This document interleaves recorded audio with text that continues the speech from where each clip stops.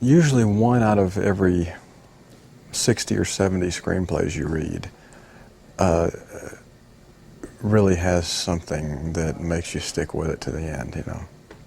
I'm one of these, you know, I read the first 10 pages and maybe the last 2 or 3 pages, you know, just to see, because you can kind of tell usually.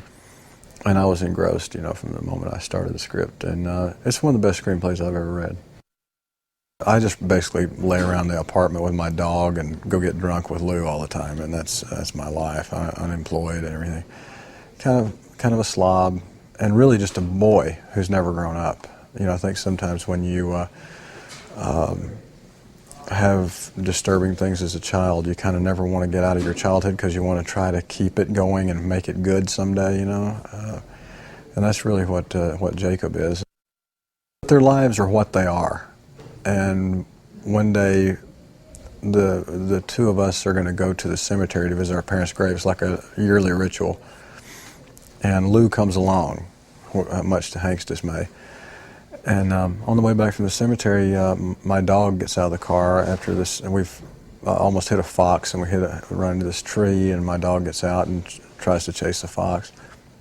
And we find an airplane crash in the woods, a small plane that's crashed. And we find a lot of cash in it, $4.5 million. And you know, I don't want to go into exactly what happens because this is that kind of movie, but it's what happens to people in the middle of the winter, in the middle of nowhere, who have $4.5 million, who have never had anything. Jacob, more than anything, would like to have the family farm back. That's really, you know, that would be the ultimate to him, because he's still trying to regain that childhood thing, you know.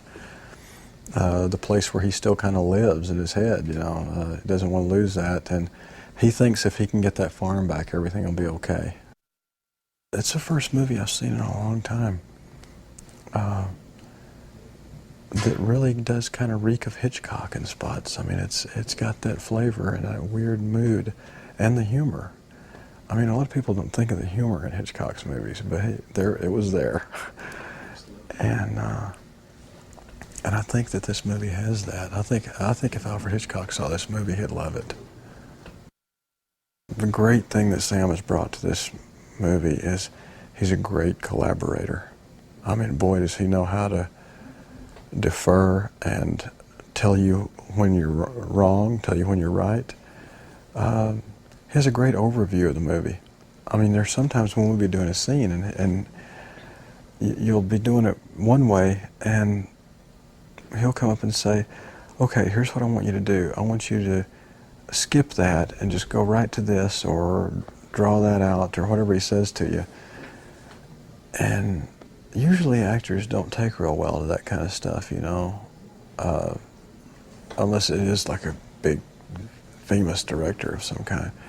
And with Sam, you're so willing to do it, and you know he's right. And when he knows he's not right, he'll just say, hey, you're right, that's stupid, let's do this.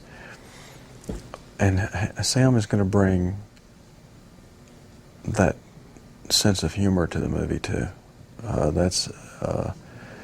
Sam's got a great sense of humor, and his own brand too. I mean, it's not like anybody else's, and he knows how to sort of steer our sort of weirdness into it. It's pretty cool.